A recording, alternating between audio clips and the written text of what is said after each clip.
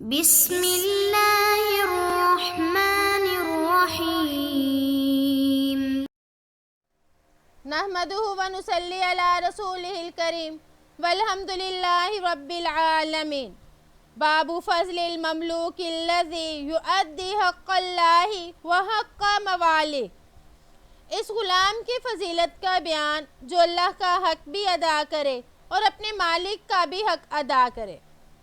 عن ابن عمر رضی اللہ عنہما ان رسول اللہ صلی اللہ علیہ وسلم قال ان العبد اذا نصح لسیدی واحسن عبادت اللہ فلہ اجرہ مرتین۔ حضرت ابن عمر رضی اللہ عنہما سے روایت ہے کہ نبی صلی اللہ علیہ وسلم نے فرمایا، بے شک غلام جب اپنے آقا کی خیر خواہی کرے اور اللہ کی عبادت اچھے طریقے سے کرے تو اس کے لیے دوہرا ثواب ہے۔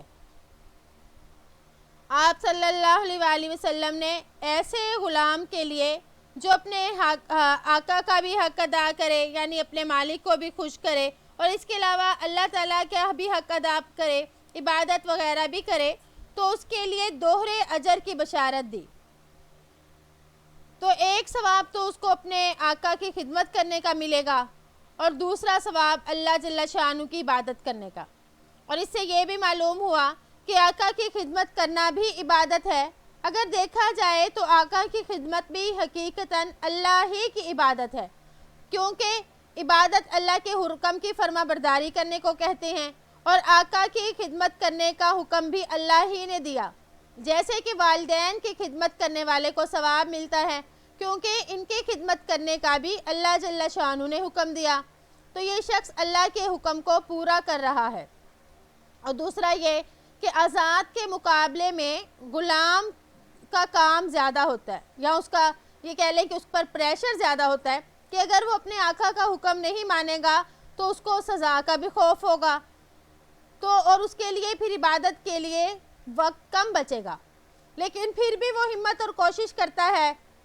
اور وہ عبادت کرتا ہے، تو چونکہ اس کی عبادت میں مشقت زیادہ ہے اس لیے اس کا اجر و ثواب بھی زیادہ ہے۔ وعن ابی ہریرہ رضی اللہ عنہ قال قال رسول اللہ صلی اللہ علیہ وسلم للعبد المملوک المصلح اجران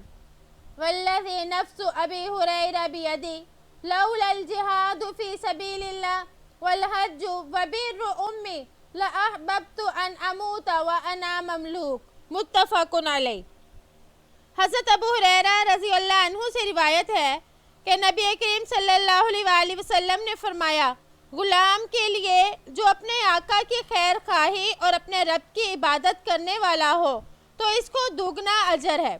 اور قسم ہے اس ذات پاک کی جس کے ہاتھ میں ابو ہریرہ کی جان ہے، اگر اللہ کی راہ میں جہاد، حج اور والدہ کے ساتھ نیکی کرنے کا مسئلہ نہ ہوتا تو میں غلام ہونے کی حالت میں مرنے کو پسند کرتا۔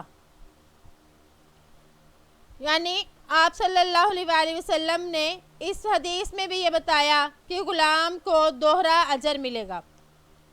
یعنی ایسا غلام جو اپنے آقا کی خیر خواہی بھی کرے اور اپنے رب کی عبادت بھی کرنے والا ہو۔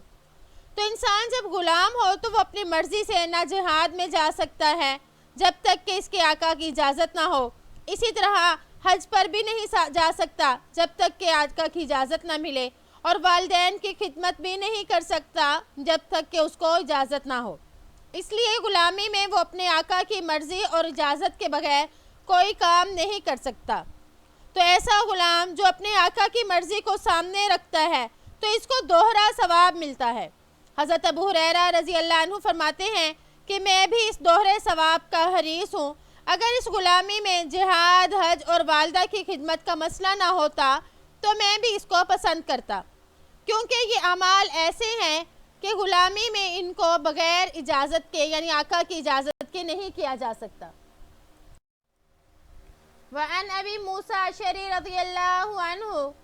قال قال رسول اللہ صلی اللہ علیہ وسلم المملوک الذی یحسن عبادت ربی ویؤدی الی سیدہ الذی علیہ من الحق۔ حضرت ابو موسیٰ اشعری رضی اللہ عنہ سے روایت ہے کہ نبی کریم صلی اللہ علیہ وسلم نے فرمایا، وہ غلام جو اپنے رب کی عبادت اچھے طریقے سے کرتا ہے اور اپنے مالک کا بھی حق ادا کرتا ہے جو اس کے ذمے ہے، وَالنَّصِيحَةِ وَالطَّاعَةِ لَهُ أَجْرَانِ رواہ البخاری، اور اس کی خیر خواہی کرتا ہے اور طاعت بھی کرتا ہے تو اس کے لیے دوہرا اجر ہے۔ بخاری نے اس کو روایت کیا تو اس میں فرمایا یحسن عبادت ربی، یعنی اپنا رب کی عبادت اچھے طریقے سے کرتا ہو اور اپنے مالک کا بھی حق ادا کرتا ہو۔ تو علماء فرماتے ہیں کہ غلام کے لیے اپنے آقا کی اطاعت کرنا واجب ہے، بشرط کہ اس میں اللہ جل شانہ کی نافرمانی نہ ہو۔ اگر نافرمانی ہوتی ہو تو اس وقت میں اپنے مالک کی اطاعت نہیں کی جائے گی۔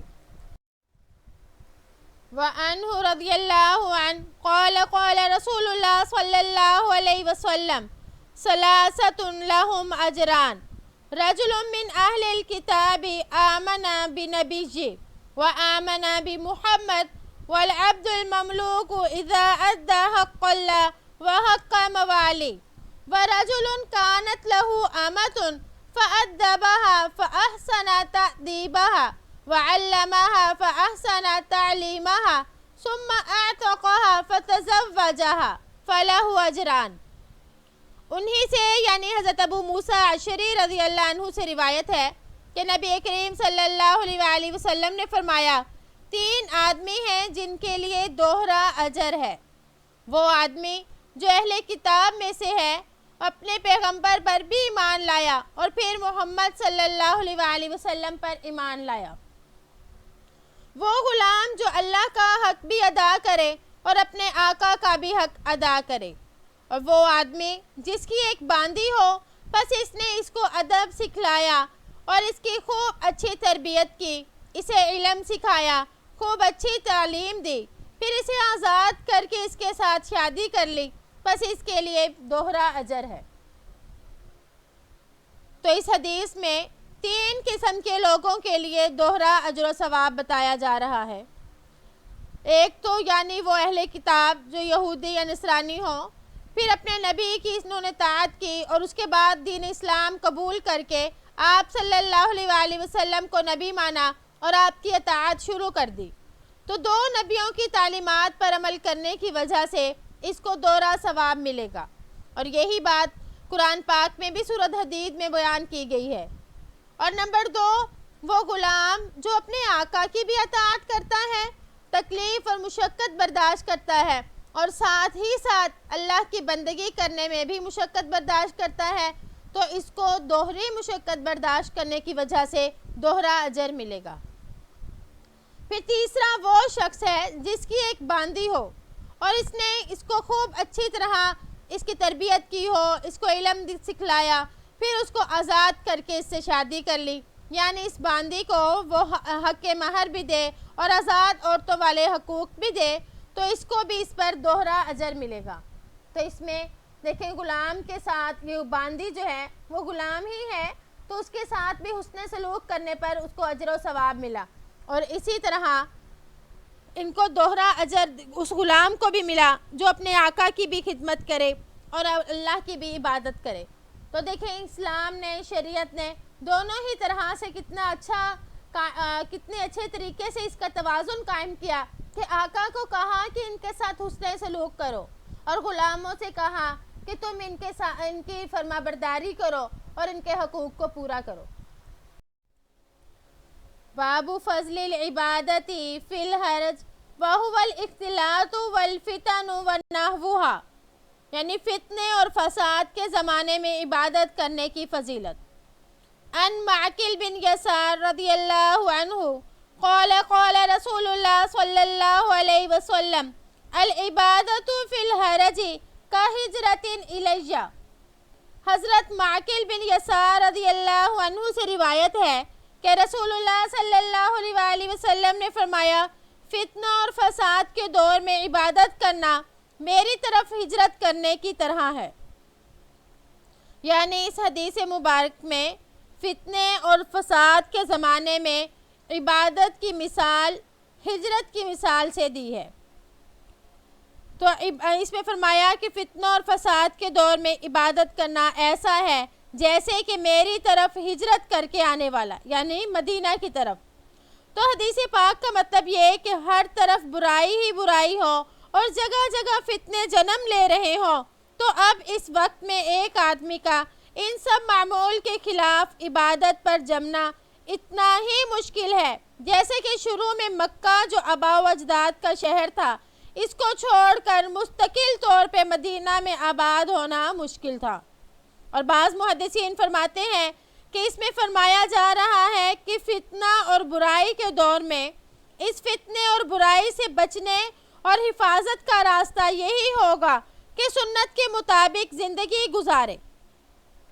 جیسے کہ نبی صلی اللہ علیہ وسلم کے زمانے میں عبادت کرنا مشکل تھا، مگر جن صحابہ نے مدینہ کی طرف ہجرت کر لی ان کے لیے آسان ہو گیا۔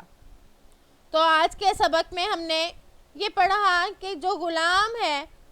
اگر وہ عبادت کرے گا، تھوڑی بھی عبادت ہوگی تو اللہ تعالیٰ اس کو بہت زیادہ قبولیت سے نوازے گا۔ اسی طرح فتنے اور فساد کے دور میں بھی عبادت کرنے کا بڑا اجر ہے۔ کیونکہ ان دونوں صورتوں میں عبادت کرنا مشکل ہے، تو مشکل کی وجہ سے اللہ پاک اس کے اجر و ثواب کو بھی زیادہ کر دیتے ہیں۔